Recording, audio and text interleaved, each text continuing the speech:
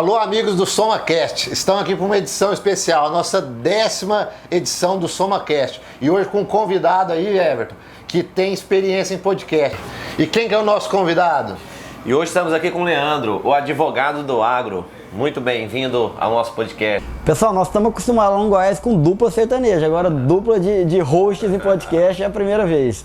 É uma honra poder estar aqui com vocês, trabalhamos no agro aí a nossa vida toda, viemos de família de produtores rurais e participar dessa feira que está sendo realizada aqui, tão relevante, desse podcast, é uma honra para nós. Muito obrigado.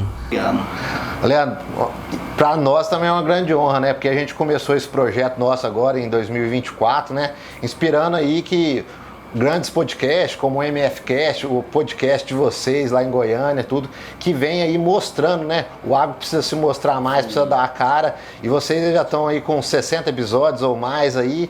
Hoje a gente está no nosso 10º, você está sendo uma edição especial aí, o 10º SomaCast.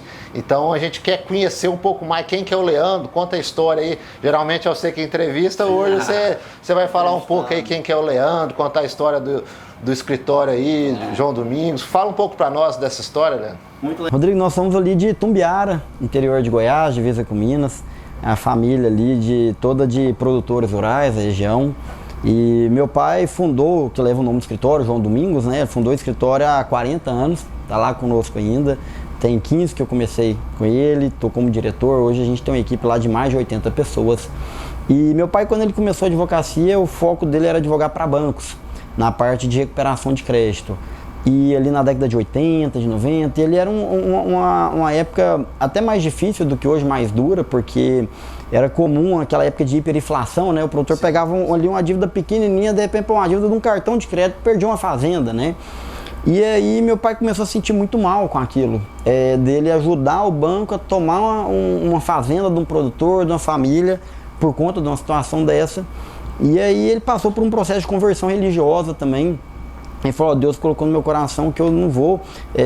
Era muito bom aqueles contratos que ele tinha com o banco, ganhava muito bem. Ele falou, a partir de agora eu vou pegar todo esse conhecimento que eu tenho, essa expertise que eu tenho, apenas para defender aquele produtor rural que está fragilizado, aquele produtor rural que por alguma razão contraiu um empréstimo ali para aumentar a sua produtividade, mas teve uma quebra de safra, algum problema e não está sabendo como conduzir isso para proteger seu patrimônio, para evitar a perda desse bem, né? Então nós começamos ali, a partir desse momento, que já faz uns 30 anos, ele falou, a partir de hoje eu só defendo o produtor, né? Tanto a questão de dívida e outras necessidades que houverem aí para evitar que ele tenha problemas, né? Para evitar que ele tenha problemas. Muito bom, né? Aí toca na parte aí que o trabalho da gente tem que estar alinhado com os nossos valores e princípios, né? Sim, então, muito bonita a atitude do seu pai aí, assim, de mudar de lado para estar alinhado com os valores e princípios dele. E hoje o escritório de vocês é em Goiânia, mas vocês atendem apenas o Goiás ou tem clientes aí do Brasil todo? Como é que funciona? Rodrigo, até pelas questões das redes sociais, né? Isso faz com que a gente tenha cliente do Oiapoque ao Chuí. A gente tem cliente do Paraná, São Paulo, Minas, Goiás, Acre, Roraima, e isso nos dá uma noção de realidade muito grande do agronegócio. Então a gente consegue enxergar o que é a realidade de uma forma que às vezes nem as empresas têm tanta clareza, né? Até que o pessoal brinca, né? Não, se eu chegar para o gerente do banco e contar como é que tá a minha vida, eu não libero dinheiro. Se eu contar para minha mulher como é que tá a situação, ela me larga. Então, às vezes a realidade ela fica um pouco maquiada ali, porque o produtor não abre, né? Agora, para o advogado tem que abrir tudo ali, né? A gente entender como que tá. E uma outra questão interessante não só produtores rurais de todo o Brasil, mas nessa questão do endividamento, a gente, por mais que hoje a gente tenha um escritório que dentro do direito você fala que é boutique, que é aquele escritório mais chique, porque todo mundo quer o quê? Vou atender menos clientes e maiores, mais rentáveis, né? Do tipo assim, vou trabalhar menos e ganhar mais, né? É o foco de qualquer negócio. Só que a gente entendeu que como tem esse propósito de ajudar, falou, a gente vai continuar ajudando o pequeno. Então, às vezes tem um pequeno que chega lá que, cara, isso aqui nem ganhar dinheiro pelo custo operacional que eu tenho, a margem não fecha, mas a gente atua para ajudar aquele cara que às vezes tem ali 10 hectares, 30 hectares, aquela agriculturazinha familiar e tal. E é esse que mais precisa, porque é esse que menos tem informação, é esse que mais sofre aí com as intempéries, né? E que o trabalho nosso pode ser essencial ali para manter a subsistência daquela família, para evitar às vezes que ele tem que vender propriedade e sair da atividade, né? E é um trabalho muito lindo, é muito prazeroso trabalhar ao lado do produtor rural. E são quantos advogados hoje lá no escritório? Olha, nós temos uma equipe lá de mais de 80 pessoas, de advogados mais ou menos 40, e os demais são estagiários, pessoal do administrativo, do operacional, para poder auxiliar, dar todo o suporte que o pessoal precisa. Então pode-se dizer que especializado aí no agro, vocês estão entre os maiores escritórios do Brasil. Sim, na defesa do produtor aí. E aí é esse recorte, né? Porque quando você fala do agro, a gente tem as revendas, você tem as grandes empresas. Sim. E de outro lado você tem os produtores rurais. Quando você faz esse recorte dentro do segmento dos produtores rurais, hoje o nosso escritório é um dos maiores do Brasil e também eu acho que mais se posiciona e mais comunica, né, dentro disso daí. Leandro, e hoje pensando, vamos entrar no assunto, que é um assunto bem polêmico, né? Pensando já vamos falar o assunto polêmico, porque e pensando hoje, dentro do escritório de vocês, os produtores procuram vocês já com a noção do que eles devem fazer? Eu tô com a dívida e eu já quero entrar no RJ, eu quero renegociar com o banco, porque a gente é de Água Boa e a gente viu o ano passado, o ano retrasado, os RJs foram assim, um atrás do outro. A gente terminava de ler uma lista, já chegava uma nova. E o produtor, quando ele chega no escritório de vocês, ele já tem a definição do que ele quer fazer ou não quer? Como que é? Vamos lá. Everton, primeiramente, eu fico muito feliz de vocês darem essa oportunidade para a gente estar falando, porque a RJ ela ficou muito mistificada, porque é um tabu, né? Não vamos falar sobre isso. Não publicamente, né? Todo mundo conversa no offline e tal, mas publicamente não vamos falar sobre isso. E precisa ser falado para ser compreendido, porque às vezes ela ganha uma má fama, porque às vezes nós vemos no mercado uma ou outra pessoa que claramente agiu de má fé, usando aquela ferramenta jurídica legítima para prejudicar outras pessoas, não precisaria daquilo dali, mas na minha visão, pelo menos o que eu vejo no mercado, é que essas situações são a exceção. E aí você não pode considerar a exceção para querer estigmatizar todo mundo que não entrou com a EJ, o cara é malandro e quis dar calote no mercado, né? Primeiro questão, por que está tendo toda essa surpresa com relação a isso? Por que isso é tão novo? A recuperação judicial foi uma ferramenta que ela sempre esteve disponível para todos os empresários no Brasil e no mundo afora. Não inventou ela agora, né? Era normal, o empresário acontecer, ia lá, entrava, trabalhava e recuperava. Empresa de avião faz isso há muitos anos, né? Empresa de avião é isso aí. Agora, o que a gente tem? No agro, a gente não tinha uma lei que permitia. Então, historicamente no agro, quando a gente teve as grandes crises, vamos pegar ali Ferrugem Asiática, 2003, 2004, o que acontecia? Tem uma frase que simboliza muito isso, falava assim, o agro nunca quebra, é o produtor rural que quebra. Então, você tinha as crises, mas a produtividade não parava, né? Mas por quê? Na hora que o produtor ele dava uma quebra violenta e endividava aquela coisa toda, vinham os credores e esfarinhava ele no meio. Um pegava o braço, outro pegava a perna, a cabeça, não sobrava nada e acabou. Ele não tinha nenhuma ferramenta para ele tentar tomar um ar e falar, deixa eu tentar recuperar aqui o meu negócio, deixa eu tentar proteger o patrimônio e ver se eu consigo recuperar. Então, essa lei ela é muito recente. A lei que passou a permitir isso aí para o produtor, ela é de 2022, que ela veio, então assim, 2021 para 2022 e 2021 e 2022 a gente estava com um momento muito bom, então naturalmente quase ninguém precisou ali naquele momento. Então, quando a coisa começou a amarelar, foi ali para 2023, que a gente teve uma queda muito violenta das principais commodities, o custo de produção ainda estava alto, a margem foi pequena, o pessoal com um passivo muito alto, E aí foi onde começou a avançar. Aí o pessoal, aumentou 300%, mas se você aumentou de 1 para 3, você aumentou 300%. Então você tinha muito pouco. Então em números absolutos, proporcionalmente, foi muito pouco. Em 2023 você teve, sei lá, acho que umas 130 RJs no Brasil inteiro, num contexto aí de milhões de produtores rurais, né? Então, em números absolutos não foi tão grande. Agora, 24, a gente já teve um aumento mais expressivo. Mas, quantos RJ que teve 24, você sabe? Olha, eu não peguei o número atualizado ainda, mas eu acredito que devem ter sido em torno aí de umas 450, mais ou menos. Mas é um crescimento grande, né? Se a gente pensar muito de 100 e pouco para 400, a gente tá falando 300%. Sim, sim. E eu acredito que esse ano possa ter mais do que o ano que vem, vai ter mais ou menos a mesma quantidade ou mais. A estimativa que a gente faz, assim, é uma questão de olhômetro mesmo, é que esse ano tenha espaço para RJs entre produtores rurais e revendas, algo entre 100 a 150 bi no Brasil. Metade de produtor rural, metade de revendas.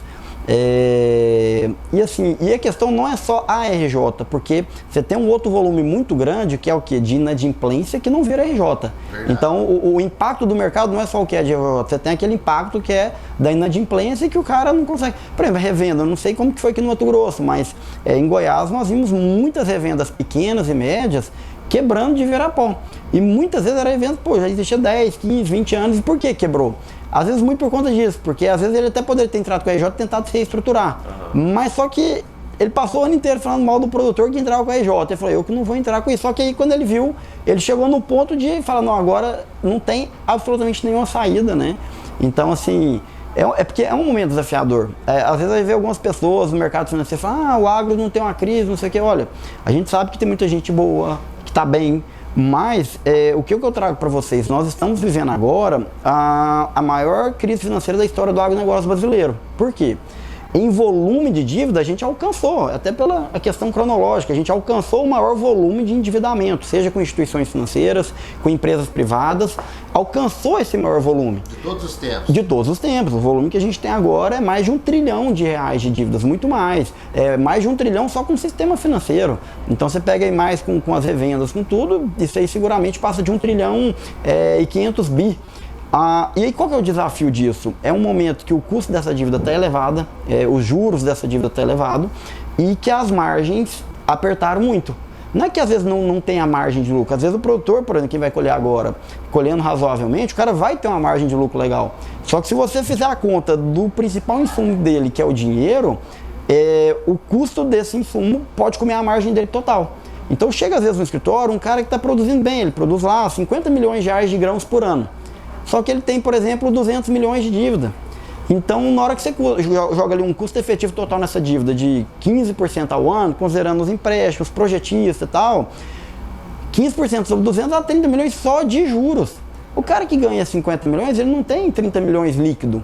Até porque do que ele tiver líquido, ele tem que comer, ele vai pôr na pessoa física dele para ele se sustentar. Muitas vezes você tem um patriarca ali que ele tem mais 2, 3 filhos, mais 2, 3 núcleos familiares que dependem daquilo dali para viver. Então a conta não fecha. E aí o que é o problema, por exemplo, juntamente às instituições financeiras que a gente vê? Porque assim, as instituições financeiras concederam muito crédito de forma também inadequada.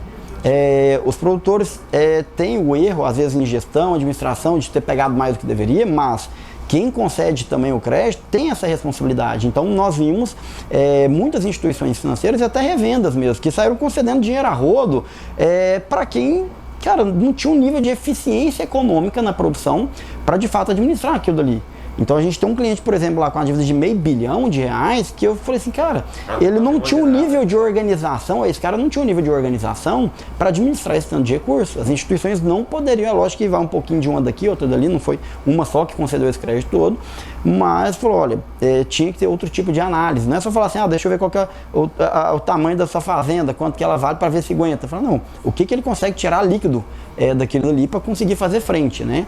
E o produtor, como empreendedor, até para poder ficar na atividade rural, você tem que ser otimista naturalmente, sim, né?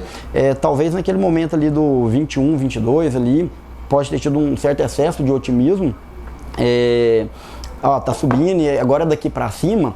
Então ele firmou compromissos ali com soja 150, 160, 170, e que de fato 21, 22 estava e ali estava uma taxa mais barata e que de fato a taxa estava barata naquele momento e que de fato estava fechando a conta. Agora, quando esse cenário deteriorou, né, você pega aí começo de 24, batendo ali R$100 e com os abates ali, ficava às vezes até menos, né? Com esse custo de produção, com esse custo de dívida, né?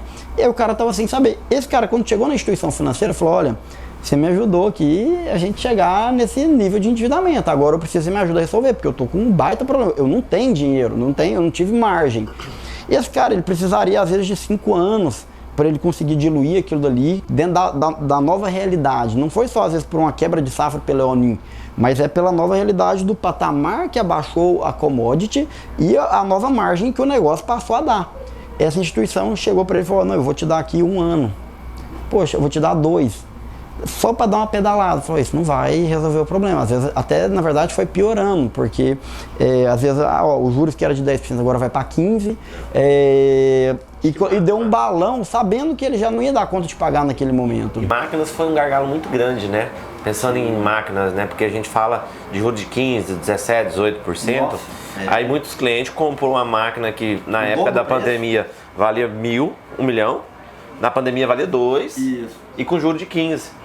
E aí virava no total muito mais. E a soja perde 200, aí fazer a conta em saco de soja, depois a soja voltou, pegou um ano de seca, né? E aquela máquina dele hoje vale 800.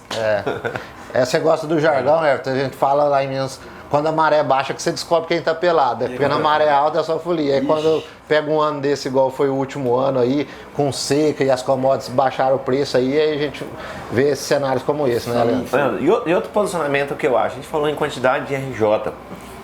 Eu tenho uma visão minha, que eu acho que só se abre RJ quando está com um dinheiro em caixa para você rodar na próxima safra à vista. Por quê? Porque quando você abre RJ, em sua maioria vai se fechar os créditos para você operar. Todo. Ou seja, é você e Deus ali.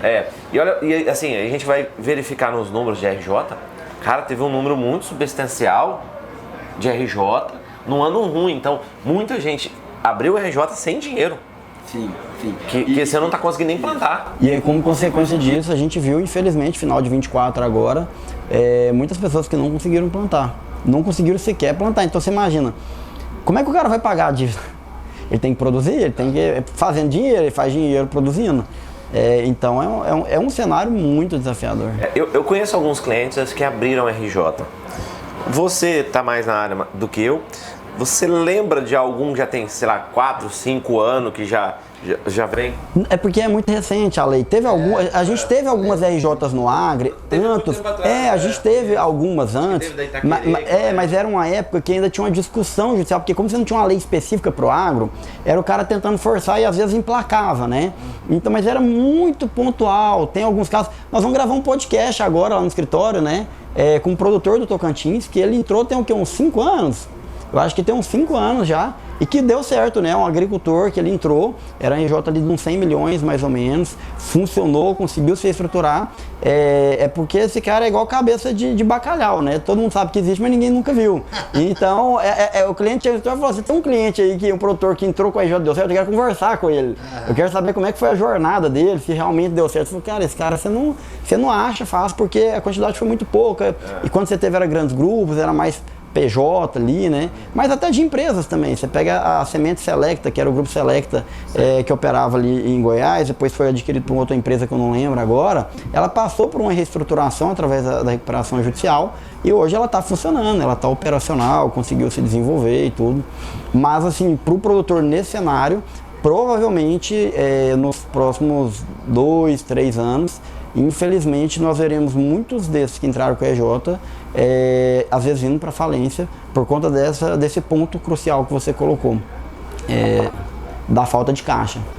Ô Leandro, e quando o cenário é o contrário, quando esses casos aí de grandes empresas, grandes revendas abrindo a RJ, já teve produtor que te procurou preocupado, que às vezes ele está com um adubo para receber, tem a semente para receber, como é que ele vai se proteger? No final do ano passado, de 24, quando a gente teve ali da AgroGalaxy, foi desesperador. Por exemplo, um pessoal que não é cliente meu, como não é cliente meu e é caso público, eu posso estar falando o nome aqui, no norte do Mato Grosso, o Zaers. E ele, um RJ de 700 milhões, e ele tinha centralizado todo o barter dele na AgroGalaxy. Faltava 2 semanas para ele começar a plantar. A AgroGalaxy entrou de RJ e falou, não vou te entregar nada. O cara ficou assim e não conseguiu plantar quase nada. Por quê? Como é que você vai pegar numa estrutura de produção tão grande, como é que você vai achar isso no mercado? E ainda mais você em RJ, né? Que é mais restritivo o mercado. Mas nós tivemos uma cliente aqui do Mato Grosso que teve uma situação difícil, porque ela tinha compra da AgroGalaxy, ela tinha feito CPR de toda a fazenda, de toda a propriedade, e chegou a AgroGalaxy e falou, eu não vou te entregar. Te entrego lá uns 10% dos produtos. Ela falou, tá, então vamos substituir a CPR, porque eu vou precisar de dar em garantia para outra pessoa. Eu falei, não, também não vou te dar não, porque eu já transferi, eu já fiz dinheiro dessa CPR no mercado. Aí foi um desespero, né? Ela nos procurou, a gente ia fazer uma ação judicial, mas acabou que ela conseguiu fazer uma renegociação, o pessoal entregou um pouco a mais, conseguiu entregar ali 50% e conseguiu fazer uma cisão da CPR anterior, tirou ela e fez uma CPR apenas da área proporcional àquilo dali e conseguiu resolver. Mas diante dessas empresas que estavam tendo, até o pessoal da ProSoja Mato Grosso nos procurou e pediu para fazer uma palestra. Eles queriam presencial, depois fez online para poder fazer mais rapidamente para os sojicultores associados a ela, para falar, olha, como que o produtor, o que ele pode fazer para se proteger, porque assim, ninguém, assim, tem que ter uma bola de cristal na verdade, né? Mas o que ele pode fazer para tentar mitigar esse risco, né?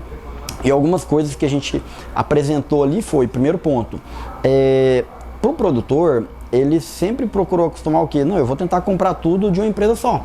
Para qualquer tipo de negócio, isso é bom, porque você reduz custos transacionais, como você está tendo maior volume ali, você consegue negociar uma melhor condição de venda, um desconto melhor. Mas é um risco, como é investimento, não é um investimento, mas pô, investimento você coloca tudo num lugar só, se dá um problema. Então o que a gente passou a sugerir? Falou, olha, é bom você colocar em 2 ou 3 empresas diferentes, porque você nunca sabe, a empresa parece super sólida, mas se acontecer alguma coisa, você vai ficar com as costas na mão. Então falou, se você compra de 2 ou 3, muito dificilmente todas elas vão entrar. Então se você fizer isso, você já está dando uma pulverizada, né?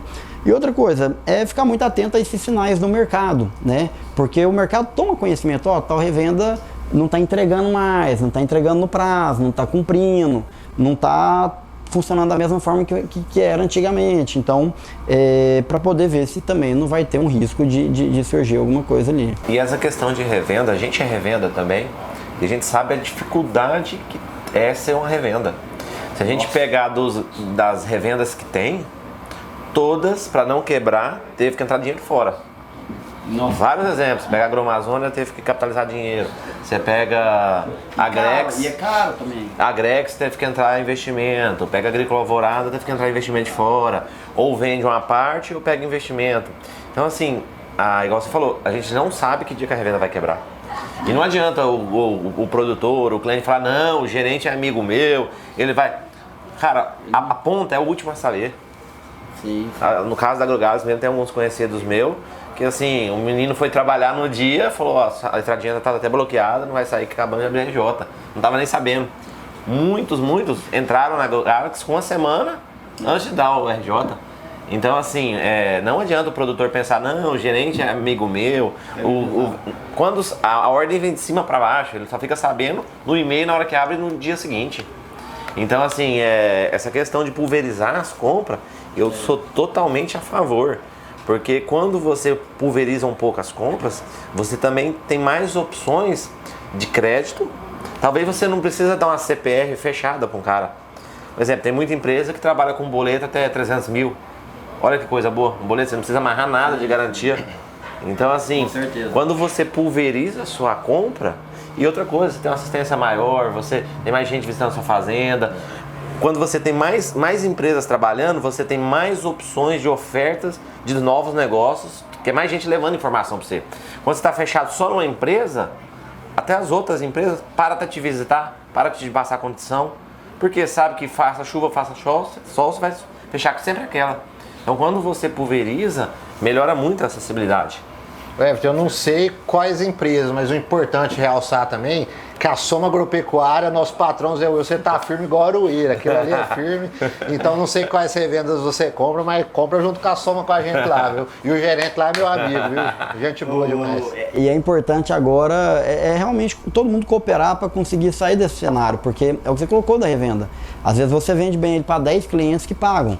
Um que às vezes tiver uma inadimplência, ele pode matar a margem dos demais. E não tem como, a conta não fecha realmente, né? Então você tem que realmente aportar ali, enxugar às vezes o negócio para conseguir tornar ele sustentável, né? Para prosseguir. Ô, Rodrigo, vou fazer umas perguntas que eu acho que todo mundo queria fazer sobre RJ. Pergunta pode ser até fazer igual, que a gente é leigo no assunto, né? O cara que abriu um RJ, ele pode comprar a prazo? Pode. Ele pode dar garantia, né? Ele pode dar praticamente a todas as mesmas formas de garantia, né? Além do penhor de grão, CPR, ele pode às vezes dar uma alienação fiduciária, uma hipoteca. A única diferença é que se ele for dar uma garantia de algum imóvel, ele só tem que pedir autorização para o juiz. Ele justifica que aquilo é importante no processo dele de produção, de reestruturação, e com certeza o juiz vai autorizar. Então, se ele tiver, às vezes, alguma garantia disponível, ele vai fazer uma operação de crédito e falar, aqui me pediram uma alienação fiduciária para fazer essa operação, ele pode fazer, e a CPR da mesma forma. E aí tem uma vantagem, inclusive, porque se hoje você faz uma operação, por exemplo, uma CPR para um cliente que não está em RJ, você não sabe se ele vai entrar ou não. Teoricamente ele pode entrar, e se ele entrar, ele pode tentar colocar seu crédito dentro da RJ. Agora, se você vende para um cliente que já está em RJ, o que a lei fala? Que esse crédito seu não vai poder entrar na RJ, vai ficar de fora. O que isso significa? Se eventualmente ele não te pagar, você é o único credor dele que vai poder ir na justiça pedir a penhora da conta, do dinheiro, dos bens, para poder receber. Então, aquilo é extremamente preocupante para ele. Então, assim, teoricamente, sobre uma certa perspectiva, você tem muito mais segurança em vender para quem já está em RJ sobre essa premissa de que se você precisar acionar a justiça e precisar se valer das garantias que foram dadas, aquilo vai estar disponível para você. Porque no outro que ainda não entrou, se ele entrar, ele pode te travar naquele domínio. Eu ouvi uns boatos que cessão de crédito não entraria mais em RJ. É verdade? Olha, o que é o problema que a gente tem? É igual falar assim, mas quando eu faço o barter ali, o CPR, o penhor de grãos, não pode. Porque a lei fala, porque assim, o que você tem no direito, assim, o que a lei diz exatamente e o que o judiciário diz sobre aquela lei. Não, eu vou aplicar ela ou não vou aplicar. Aí que gera uma certa insegurança, por isso que no começo de 24 as multinacionais ficaram muito incomodadas, né? Por quê? E a questão é você ter a lei falava, olha, o grão ali que foi dado em garantia, a lei falou isso pra gente, isso aqui não entra na EJ. Só que o judiciário passou a entender o quê? Falou, peraí, neste caso aqui desse produtor, se eu não permitir que esses grãos entrem e que ele possa pegar esses grãos, vender e pôr no caixa para ele produzir, esse cara já vai quebrar, ele não vai conseguir se reestruturar. Aí a partir disso é que o judiciário passou a aplicar, vamos dizer assim, de forma até contrária, tecnicamente, ao que a lei estabelecia. Então, a lei já diz que essa questão da cessão não vai entrar ali, né? Mas a questão é que às vezes trava-se essa discussão. Nesse caso específico aqui, será que não dá pra gente afastar a lei, porque senão não vai ter sustentabilidade do negócio? E quando você abre um RJ, já tem um prazo definido de quantos anos que eu vou pagar? Ou cada situação é um... Cada caso é um caso. Cada caso é um caso num caso, né? Cada caso é um caso num caso. Vai depender das negociações que vão ser desenvolvidas. Por exemplo, você pega um cara que é arrendatário, que praticamente não tem patrimônio, e que tem muitos, né? Que às vezes plantou muito, então ele tem um endividamento muito alto e os credores não têm garantia real, não tem patrimônio. Ou seja, se não for dado condições melhores para ele, ninguém vai receber. Se for falar, não, vamos forçar aqui, ninguém vai receber. Então, um cara como esse, às vezes ele vai conseguir um deságio, um desconto sobre a dívida maior, um prazo de carência maior, um parcelamento maior. Agora, o cara tem muito patrimônio, tem muita terra. Os credores vão olhar e falar, cara, você não precisa de tanta coisa, né? Mas o que a gente tem visto aí que às vezes é muito comum? Pela própria RJ, geralmente tem um prazo de 1 ano de suspensão das cobranças das dívidas, às vezes consegue-se ali mais um ano, mais ou menos, de carência, e depois tem ficado ali numa faixa entre 10 a 15 anos, mais ou menos, o parcelamento, né, dessas operações, para poder ir com a taxa de juros diferente, né? Então, às vezes o cara que tem uma dívida com o banco, que hoje ele pode estar na média de 15%, 20% ao ano, tem sido negociado a 6% ao ano, sem correção, e aí consegue colocar de uma forma que vai encaixar realmente no fluxo de caixa, e não é só o fluxo de caixa, é a capacidade real dele de pagar aquilo, porque o que é difícil é porque você faz um plano e ele é longo. Mas assim, a gente sabe como é que é o agro. O cara não vai ter, se ele fizer um plano de 15 anos, não quer dizer que ele vai ter 15 anos bons, que ele vai conseguir pagar todos. Necessariamente, a cada 2 anos, às vezes vem um ali mais difícil. Enfim, né? Tem que ir lutando. E quem faz essa sistemática de, eu vou pagar 100 mil pro João, 200 mil pro Pedro, é o escritório de vocês que fazem essa renegociação com os credores ou é o próprio produtor que renegocia? Não, o escritório tem que fazer. Porque o produtor está muito abalado com a questão e tem muitas questões, negociações são mais complexas, né? E essas condições também vai dependendo do que cada credor vai poder conceder, tem os critérios da lei, então, os que têm garantia real entra dentro de um grupo, o que não tem garantia é outro grupo, o cara que já tem uma alienação fiduciária, que é um crédito extra concursal, então ele não vai entrar dentro da RJ, mas tem que ter concomitantemente, então o cara que tem alienação fiduciária, o credor fiduciário, ele não vai entrar na RJ, mas você tem que ter uma negociação com ele, porque durante um ano o juiz vai falar, não pode tomar essa fazenda, mas passou esse ano, vai estar livre o credor para tomar aquele imóvel. E aí tem que ter uma negociação diferente ali também para viabilizar isso aí. Everton, esclareceu suas dúvidas sobre a RJ? Tá quase. Everton, se o Everton estivesse plantando, eu ia estar até preocupado, porque eu ia estar achando que o Everton está querendo, porque depois dessa consultoria jurídica, essa aula aí, depois pode até cobrar dele ali mais tarde. Everton, a gente já vai chegando para a reta final do nosso bate-papo, é uma prosa mais curta hoje. Depois a gente pode até fazer um segundo episódio, né, lá em Água Boa, nos estúdios da Criativa, com estrutura que hoje está um pouco mais improvisado, mas a gente não poderia deixar de falar também, eu queria que você falasse, antes de terminar, um pouco sobre o seu livro também, e sobre o seu podcast também, da onde surgiu a ideia, o alcance que vocês tiveram, aí que você pudesse falar um pouquinho aí, que é vocês aí, como outros grandes aí também, para estar mostrando esses outro lado do agro, dos produtores. Dá uma explanada aí pra gente aí, dá essa consultoria de podcast pra gente aí também, que tá começando. Rodrigo, o meu livro chama Alienação Fiduciária de Bens Imóveis. Nulidades e aspectos polêmicos. O que é esse livro sobre essa garantia, né? Há uns 10 anos atrás eu percebi que a hipoteca deixaria cada vez mais de ser utilizada como garantia de imóvel para dívidas e que a alienação fiduciária ela passaria a ser a principal, se não a única. Por quê? A hipoteca, se você faz uma dívida e dá um imóvel em hipoteca, se você não pagar aquela dívida, o credor tem que ir no judiciário, pagar custas, pagar advogado, e aquilo se alonga muito, às vezes leva-se 5, 10, 15 anos até o credor conseguir levar a leilão e receber o crédito. Agora a alienação fiduciária não, é uma garantia extremamente agressiva, ela é uma garantia que se não houver o pagamento, em 3 meses, 90 dias é possível você tomar a fazenda de volta. Você vai no cartório, intima ele para pagar em 15 dias, não pagou, você vai pedir para o cartório, me dá a guia aí do ITBI, do ISTI, que eu vou pagar, vou consolidar no meu nome, e eu mesmo vou nomear um leiloeiro particular aqui já para vender. No primeiro leilão, o preço mínimo é o que ela está avaliada no contrato, vamos supor que vale lá 10 milhões. No segundo leilão, o preço mínimo, segundo a lei, é da dívida. A dívida é quanto? A dívida é 62 milhões. Então, ela é 6,2 milhões. Então, ela pode ser vendida por aquele valor. E se for vendida, o produtor vai ter um prejuízo, mas enfim, o cara vai receber rápido. Leandro, mas se ninguém comprar ela nem por esse preço barato, o que vai acontecer? A lei fala que toda fazenda de 10 milhões vai ficar para o credor como pagamento. E que esse credor não terá a obrigação de devolver 1 centavo para o devedor. Então vai receber muito rapidamente. E aí, então, eu quis escrever essa obra porque eu falei, gente, vai ter muita gente que vai ter problema com isso aqui, que vai dar em garantia, vai perder o imóvel muito rápido. Então, esse livro meu, eu explico todo o instituto e eu trago também assim, o que pode ter de defesa em cima disso, o que pode ter de nulidades em cima desse procedimento. E é uma obra hoje que ela tem sido citada por juízes, desembargadores de vários estados, ministros do Superior Tribunal de Justiça para fundamentarem suas decisões, diante do reconhecimento do valor do que a gente coloca ali. Agora, tem um ponto que eu gosto de destacar e que eu acho incrível como que ainda não é um conhecimento comum das pessoas. E aqui é o seguinte, quando a gente fala que tem uma faca, é uma faca de dois gumes. De um lado ela faz mal para o produtor, mas no outro lado ela é muito importante. Quando a gente fala de vender uma fazenda parcelada, eu acredito que vocês já devem ter ouvido dezenas de histórias, como é que eu vou falar agora.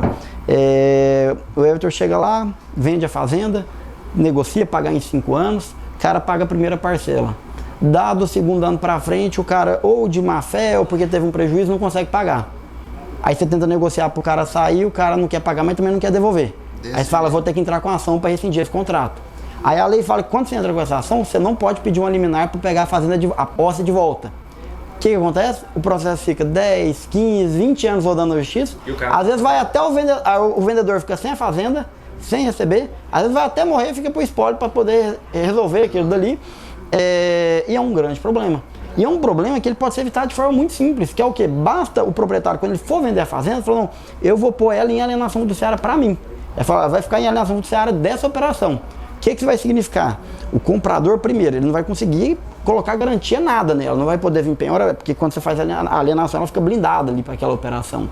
Outra coisa, esse comprador, ele não pagou, você não vai ter que ir no judiciário, você não vai ter que pagar custas altas, você vai ter que arrumar advogado, você vai ter que ficar 15 anos passando raiva no judiciário. Você vai lá no cartório e fala, intima ele em 15 dias para pagar. Não pagou no 16º dia, falou, deixa eu pagar o ITBI aqui, e você já marca o leilão daquele jeito que eu te falei. Primeiro leilão, o preço mínimo é o que está avaliado o imóvel, o segundo é o que for o valor da dívida, e se não vender, você fica com ele e ponto final na história. Ou seja, isso aqui é importantíssimo. E o que a gente vê ainda hoje é essa garantia, que ela foi criada em 1997. A gente vê produtores rurais assessorados por advogados e cobrando caro, às vezes, fazer essa assessoria, que não coloca essa garantia.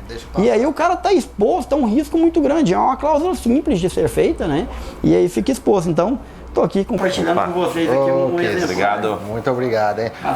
Isso que eu chamo de corte de milhões, hein? Você pode fazer um corte aí com uma dica dessa, é uma dica de milhões. Às vezes literalmente, não. Uai, você vende uma fazenda de 50 milhões, você está sujeito a um risco de um prejuízo de milhões. Essa aí foi muito boa, gostei. E aqui é um folderzinho do nosso escritório, da Fortaleza Jurídica do Produtor Rural. Ó, eu vou soltar um aqui para vocês, em primeira mão.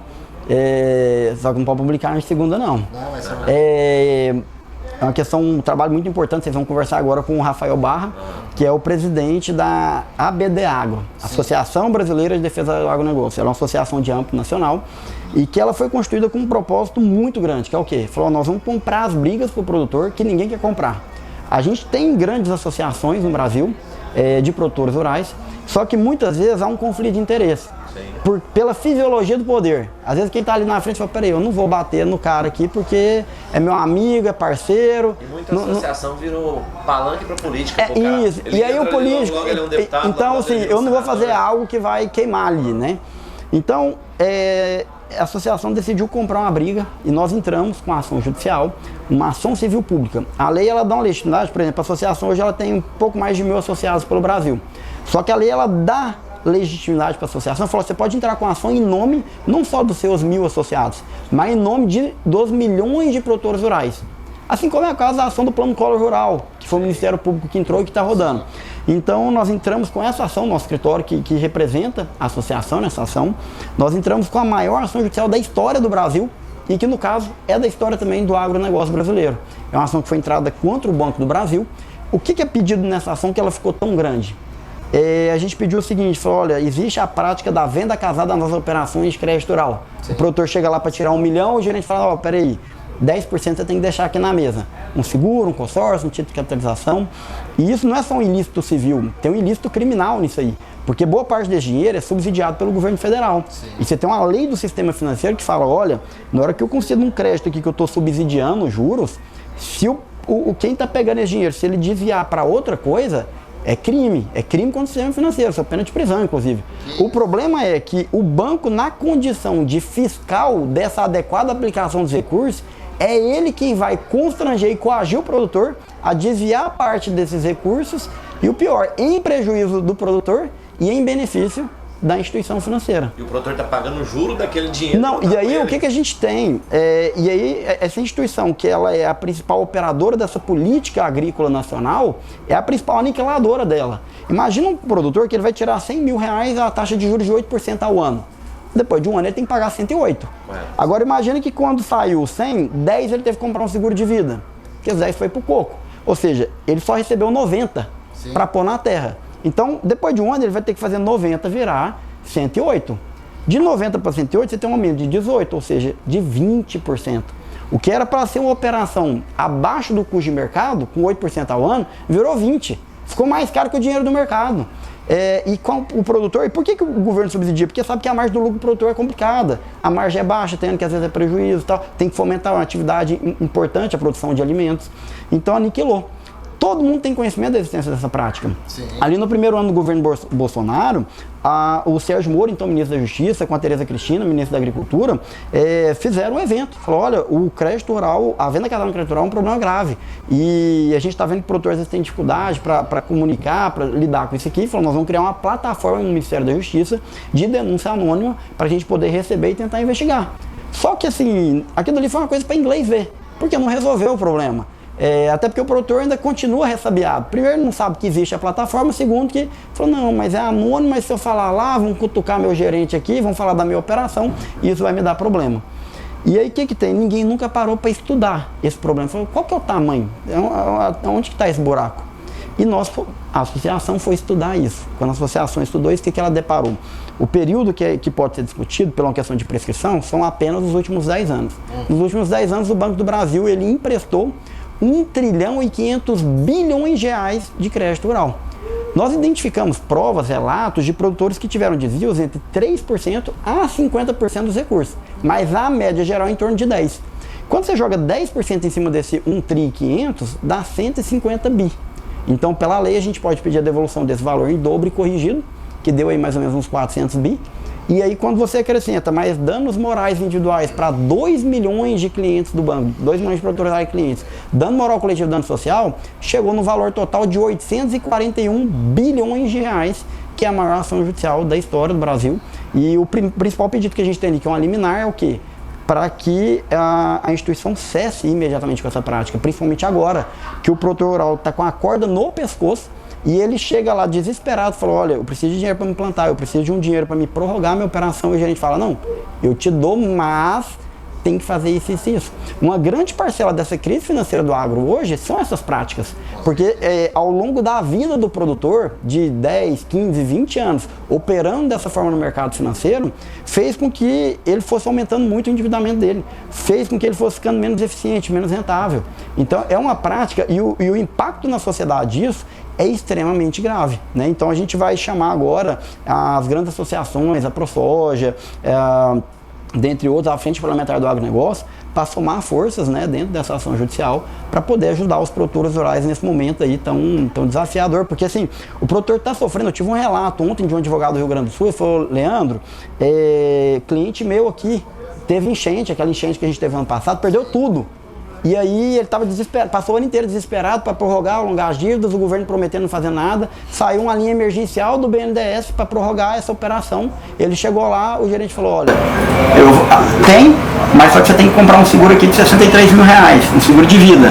Meu Deus. Gente, então não tem dó. E é com isso que os bancos, por vocês terem ideia, o Banco do Brasil, mais de 50% do faturamento dele não é vendendo dinheiro. É com a venda desses outros produtos financeiros. O acessório. Exatamente. O que era para ser o acessório virou o principal. Você que gosta de polêmica, Everton, quer uma polêmica maior que essa aí que essa é polêmica. E essa é com muito dinheiro, né? Pessoal, e essa aqui eu tô colocando aqui em primeira mão com vocês. Em primeira mão no SomaCast. Temos outros podcasts aí nas próximas semanas que vamos compartilhar isso aí também, vamos colocar. Será comunicado ao mercado essa situação, mas aqui vocês receberam em primeira mão isso aqui. Aí é briga de cachorro grande, vamos acompanhar os próximos capítulos aí dessa história. É isso aí, pessoal. É isso mesmo. Rodrigo, vamos encerrando o nosso podcast, né? Deixa uma frase de otimismo aí pro nosso amigo produtor que labuta tanto, né, no dia a dia. Deixa uma frase aí sua pro nosso amigo produtor aí. Claro. Tem uma frase que eu gosto de falar muito, Everton, que não existe produtor rural que seja ateu. Porque não tem como um cara em sã consciência ele, sem acreditar em Deus, ele chegar a pegar 10 milhões de reais emprestado, enterrar aquilo dali debaixo da terra e acreditar que obrigatoriamente ele vai conseguir pegar de volta não apenas aquele montante, mas um tanto a mais para conseguir não só devolver ao banco, mas também tirar a subsistência dele da sua família. Então, apesar de todas essas dificuldades que às vezes pode tê-lo feito ter dúvidas talvez sobre a sua fé, acreditar que Deus continua aí te olhando, te abençoando e você continuar tendo fé e procurando ajuda também, procurando informação, que às vezes está aquela nuvem ali, não consegue ver como sair das situações difíceis, mas é manter a fé e continuar seguindo firme aí que vai dar tudo certo. E é com essa mensagem de fé e esperança que a gente termina o nosso 10º episódio do SomaCast, o podcast do Agro do Vale do Araguaia. Muito obrigado. Valeu.